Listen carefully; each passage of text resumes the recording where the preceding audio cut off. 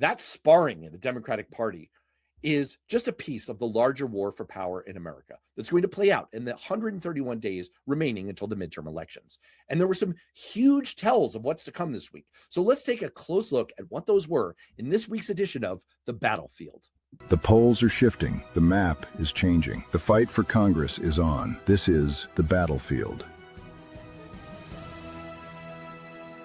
The big winner this week, Republican ad makers. Their job just got really easy. Make socialism the defining value for Democrats, exploit the Democrats' civil war, and push the extremism. Every ad in every swing district in America will feature Mamdani and quotes from one of his wackadoodle socialist friends. Mamdani will be the most recognized Democrat in America by the time this is all over. I think there's a bump that's going to happen here for Republicans in tight districts. When I was working in campaigns, you could see in polling evidence that there was about a 10-point bump in message effectiveness for any Republican message that included the word socialism. Is that charge of socialism still quite as effective as it used to be? Not as effective as it used to. It's been normalized. You look at AOC's election, you look at Bernie Sanders. We've beat that drum for so long. It doesn't have the same impact as it always has. Where I do think this matters and where I do think it made the map a little bit harder for Democrats is in races like Mike Lawler's race, where a seat where Democrats need to win. It is a D+1 district, and it makes it more competitive. The idea that socialism has overtaken all Democrats is patently ridiculous, comrade. So what's your next story? Here's something I'm putting on my radar. It's Ohio. Fundraising reports just came out this week, and the Democrat running for governor outraised Vivek Ramaswamy. Now, look, I know the people on Vivek's campaign, they are top-notch. They are really good, and that's not what worries me. Fundraising can sometimes be a momentum shift. Vivek has more money. He put in $25 million. Early in this race, he's already been spending. He's been driving the ads. But the fact that the Democrat could pick up more could be a subtle sign that things are not looking good in Ohio right now. Right. It could be a proxy for enthusiasm. We do have some other pieces of evidence in polling that shows that Democrats' grassroots enthusiasm to vote in the upcoming elections is higher than Republicans, and also turnout in special elections, where we've seen an increase in turnout among Democrats of 5.6 percentage points. Do you see that the same way, that this is really a proxy for enthusiasm? It is a proxy for enthusiasm. People start to feel that momentum, so they start to give. And it's not just the governor's race. There's a couple other down ballot races. 2 of the 4 other races, Democrats outraised Republicans. Again, I want to be clear. Republicans have more money. They're not in trouble. But this is one of those early indications that as a strategist, I look at, because where the money flows and who is gaining that momentum. So you had the Ohio story as something you're watching. You had Republican ad makers as your winner. Who's your loser this week? Congressional Republicans are by far the biggest loser of the week. Look, it's not just Trump doing Trump things. Blowing up the legislative priorities, canceling the signing of the housing bill, and demanding the Save America Act tells me a lot. It tells me he knows the midterms are going to be a bloodbath. Otherwise, you sign the bill and take the victory lap. Like when I wrote this up on my Substack, worthknowing.substack.com, for anyone who wants a lot more analysis in there, I said that there are basically only 2 possibilities for explaining what Trump did this week. One is it was intentional, and I got into that in the rundown. Maybe this is like a last-ditch maneuver to really push the Save America Act because it's his only chance of saving Republicans in the midterms. The other possibility is he's just lost the plot. He literally no longer has a sense of what is in his best political interests and what isn't. And he's just giving himself over to his unrestrained id in this temper tantrum. How does this all stack up on the dashboard?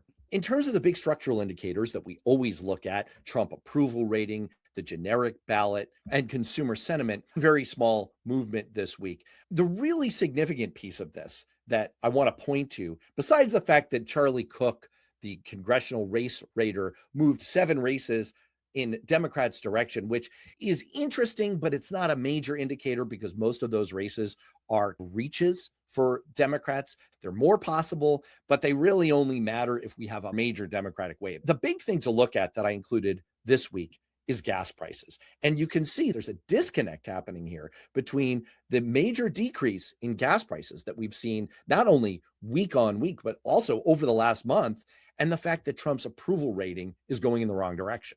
I saw that this morning when you sent it out. What does the gas price element tell you? Because last week you said it was something to watch. Yeah, absolutely. And I'm going to give a little preview of something that's actually behind a paywall on my Substack right now, but our YouTube viewers get to see it. This is a little chart that I put together here showing Trump's approval rating, which is the blue line, his disapproval rating, which is the orange line, and gas prices, which you can see with that yellow arrow really started to spike at the start of the war with Iran. What's really interesting in here is there's no relationship at all between Trump's approval and this massive price spike in gasoline. And as the prices at the pump have started to recover, Trump isn't getting any political benefit. So what I said last week is that this is a major sign to watch for. This is one of the few things that Republicans were banking on as an out, as you'd say in poker terms. As gas prices start to come down, voters, because of their recency bias and their short-term memories, will feel like, things are getting better from the absolute beating we were taking before, and that'll make me feel better economically, and that'll get reflected in the president's approval rating and Republicans' prospects. We are not seeing that happening. And with this much of a decrease in gas prices having no relationship to Trump's approval, it sure looks like voters' impressions are baked in at this point, and we're not going to see any relief for Republicans up ahead. Now, you said in your Substack that there were three big hopes for the GOP that ran out. What are the others? The gas price straw to grasp at, that was the first one. We covered in the rundown the housing debacle, the idea that this is something Republicans could have done on affordability, which is voters' number one issue. They had a clean shot. They even had it across the goal line, and Trump knocked it out of their hands like BB at the goal line for the Bills. But the other sneaky one this week was a piece of polling that emerged showing that Americans are truly not buying what Republicans are selling on their go-to move of sprinkling tax cut fairy dust over voters as they head into the voting booth. Look, man, you know this move. You've done this move. Anytime you need a little lift electorally, Republicans say, time for a tax cut. That's what they tried with the One Big Beautiful Bill last year, except it landed like a lead balloon. You could see it in internal polling from the Republicans. They had to beg congressional leadership. The White House had to beg them, stop calling it the One Big Beautiful Bill. Call it the Middle Class Tax Relief Act. But voters didn't buy that either. And you can see on the dashboard this week that the polling that emerged is that 63% of Americans say that Trump's policies have helped the wealthy and big corporations. Only 8% say that they're helping average Americans. That is a big deal because it really removes from the board that one of the few remaining levers that Republicans had to try and turn that economic narrative around and to try to reverse their approval rating slide. All right, so you've looked at all this stuff, you've read all this stuff, so everybody else who's watching this doesn't have to. What's your big takeaway this week?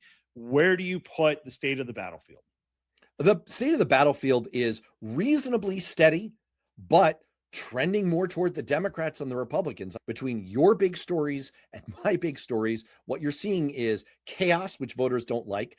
Some of Republicans' biggest levers to try to pull, to try to affect the midterm elections, receding out of their grasp.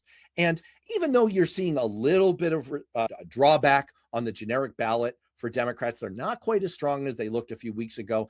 I think that's mostly because of some technicalities with how polling averages are put together.